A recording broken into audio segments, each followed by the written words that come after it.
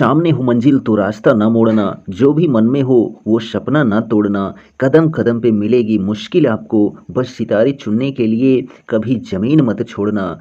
Hello दोस्तों, कैसे हैं आप सब? आशा करते हैं आप सब मस्त स्वस्थ तंदुरुस्त होंगे। आज बात करने वाला हूँ 26 अक्टूबर दिन बृहस्पतिवार के करंट अफेयर्स की। तो पर डे सुबह 6 बजे करंट अफेयर्स की अपडेट आपको मिल जाती है, तो चैनल को आप ज़रूर ज्वाइन कर लीजिए। तो चलिए देखते हैं आज का सेशन। तो पहला प्रश्न देखिए क्या कहता है कि देश का सबसे बड़ा कन्या पूजन समारोह शक्ति वंदन हाल ही में जो है कहाँ आयोजित किया गया था। तो जो सबसे बड़ा कन्या पूजन समारोह है वह शक्ति वंदन इसका नाम है। और इसका आयोजन कहाँ पर हुआ? तो आपके ऑप्शन है वाराणसी, नोएडा, गोंडा या फिर जो है प्रयागराज। तो जो आपका ऑप्शन सी है वह करेक्ट है। गोंडा जिला में जो है आयोजित किया गया देश का सबसे बड़ा कन्या पूजन समारोह शक्ति वंदन। ठीक है, चलिए तो इसके बारे में थोड़ा जान लेते हैं। तो गोंडा जिले के शहीद आजम सरदार भगत सिंह इंटर कॉलेज के विशाल प्रांगण में जो है 22 अक्टूबर को शक्ति वंदन समारोह आयोजित किया गया था। शारदीय नवरात्रि की जो है अष्टमी को जिला मुख्यालय पर शक्ति वंदन के तहत देश का सबसे बड़ा कन्या पूजन समारोह आयोजित हुआ। कहाँ पर? तो गोंडा में। और इस समारोह की उपलब्धि को जो है लिम्का बुक ऑफ रिकॉर्ड्स में दर्ज कराने के लिए इससे जुड़े लोगों से संपर्क भी किया गया। इसमें प्रदेश भर से 11,880 कन्याएं जो हैं शामिल हुई। ठीक है, 11,880 कन्याएं शामिल हुई शक्ति वंदन के तहत। ठीक है, इसका नाम दिया गया शक्ति वंदन। तो योगी आदित्यनाथ के द्वारा पूजन किया गया और उसके बाद जो है कार्यक्रम संपन्न कराया गया। तो चलिए बात करते हैं यहाँ पर दूसरे नंबर प्रश्न की। क्या कहता है कि national cooperative for exports limited का शुभारंभ हाल ही में जो है किसके द्वारा किया गया है? तो यहाँ आप ऑप्शन देखिए, नरेंद्र मोदी, अमित शाह, अनुराग ठाकुर या फिर मनसुख मंडाविया। तो national cooperative for exports limited का शुभारंभ हाल ही में जो है अमित शाह के द्वारा किया गया। ठीक है, गृह मंत्री अमित शाह के द्वारा किया गया। तो ऑप्शन नंबर बी आपका करेक्ट है। तो अमित शाह जो है केंद्रीय मंत्री ने इफको द्वारा स्थापित देश के पहले नैनो लिक्विड डीएपी प्लांट का जो है उद्घाटन भी किया है। किसने? तो जो है अमित शाह ने। चलिए यहाँ पर नेक्स्ट प्रश्न देखिए, तीसरा नंबर क्या कहता है कि शहरी सड़क अवसंरचना विकास एजेंसी यानी कि यूरिडा की स्थापना हाल ही में जो है किस प्रदेश में हुई है? तो यहाँ पर ऑप्शन देखिए आप, उत्तर प्रदेश, मध्य प्रदेश, राजस्थान या फिर जो है बिहार।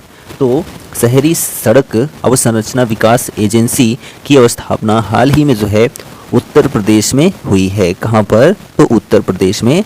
ऑप्शन नंबर ए आपका करेक्ट हो जाता है।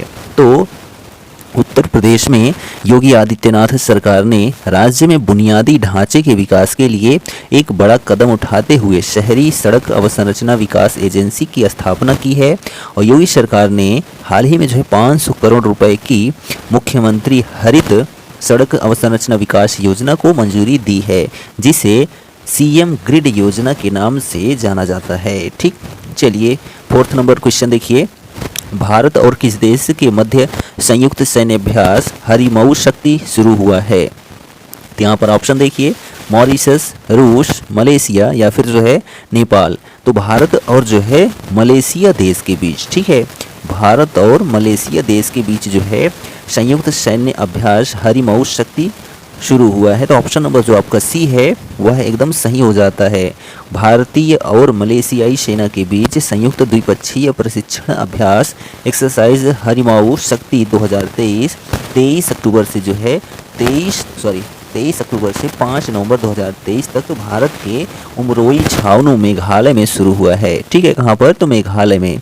तो नेक्स्ट प्रश्न देखिए, यहाँ पर 5 नंबर है, क्या है कि कोल्ड ब्लेडेड लव नामक पुस्तक हाल ही में जो है किसके द्वारा लिखी गई? तो यहाँ ऑप्शन देखिए, सूर्य प्रताप सिंह, अंशुल चौधरी, गिरीश दत्त शुक्ल या फिर जो है सौम्या अग्रवाल।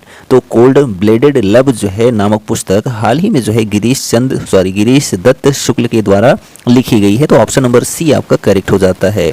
नेक्स्ट प्रश्न देखिए, 6 नंबर है, पैरा एशियन गेम्स 2023 में शूटर अवनी लेखरा ने जो है कौन सा पदक जीता है? तो यहाँ ऑप्शन देखिए, स्वर्ण पदक, कांस्य पदक, रजत पदक या फिर जो है इनमें से कोई नहीं।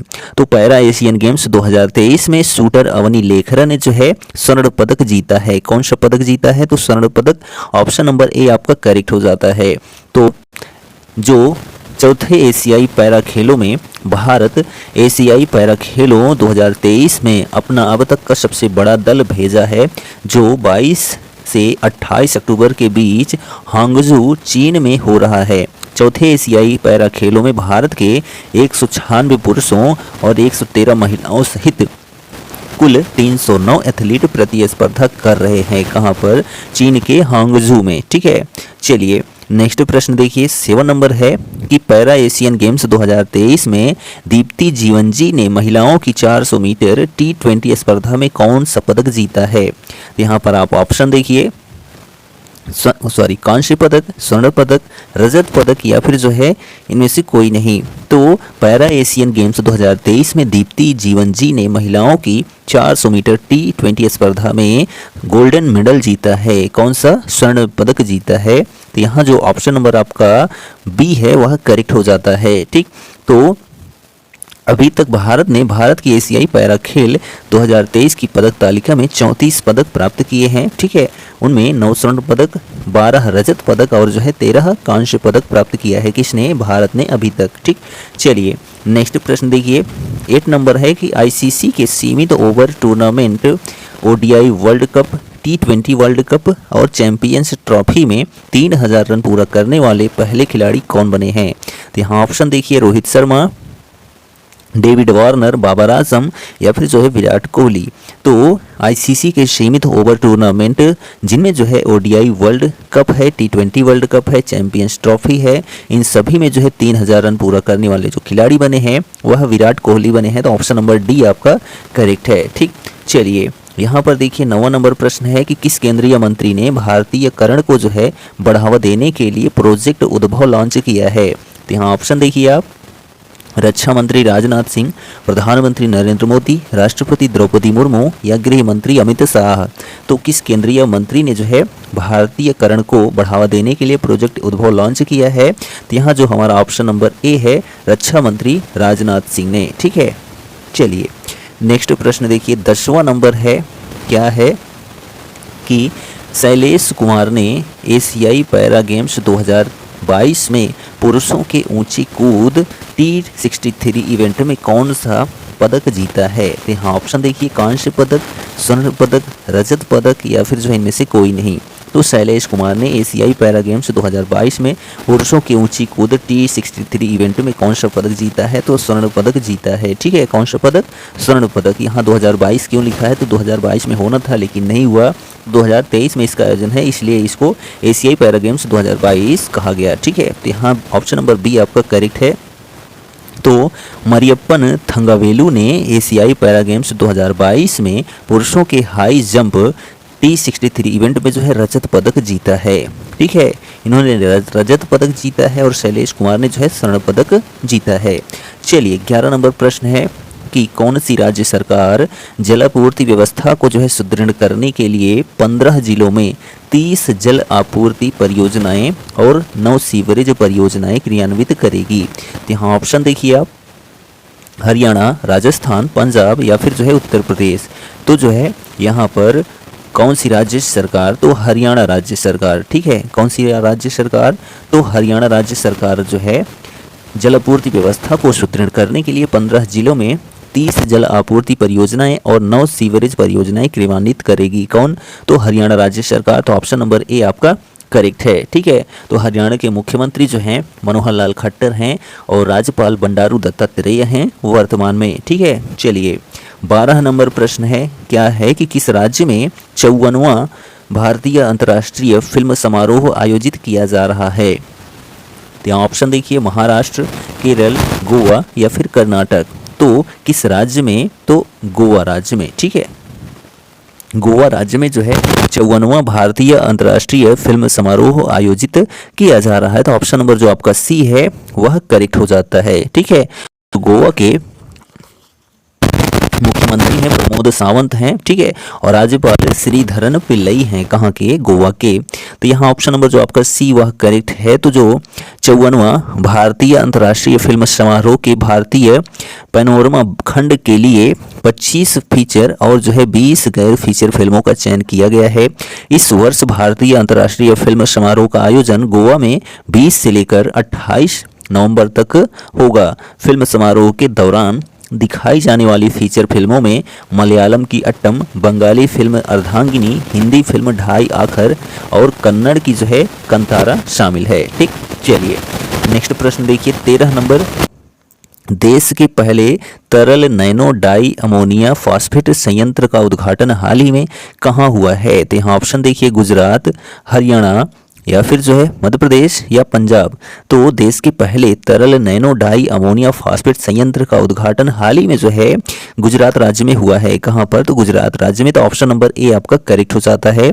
तो गृह मंत्री अमित शाह जो है 24 अक्टूबर को गांधीनगर के कलोल में भारत के पहले नैनो तरल डीएपी यानी कि डाई अमोनियम फॉस्फेट संयंत्र का जो है उद्घाटन किया। यह संयंत्र इफको ने स्थापित किया है। केंद्रीय रसायन और उर्वरक मंत्री मनसुख मंडाविया भी इस अवसर पर उपस्थित रहे। ठीक है, तो गुजरात के जो मुख्यमंत्री हैं भूपेंद्र पटेल हैं और राज्यपाल देवव्रत सिंह हैं वर्तमान में। ठीक है, चलिए 14 नंबर क्वेश्चन देखिए क्या कहता है कि हाल ही में फायर बोल्ट ने किस अभिनेता को अपना ब्रांड एम्बेसडर बनाया है? तो यहाँ ऑप्शन देखिए रजनीकांत, विजय देवरकोंडा या फिर जो है रामचरण या अक्षय कुमार। तो हाल ही में जो है फायर बोल्ट ने किस अभिनेता को? तो विजय देवरकोंडा को जो है अपना ब्रांड एम्बेसडर बनाया है। ठीक है, तो यहाँ जो ऑप्शन नंबर आपका बी है वह करेक्ट हो जाता है।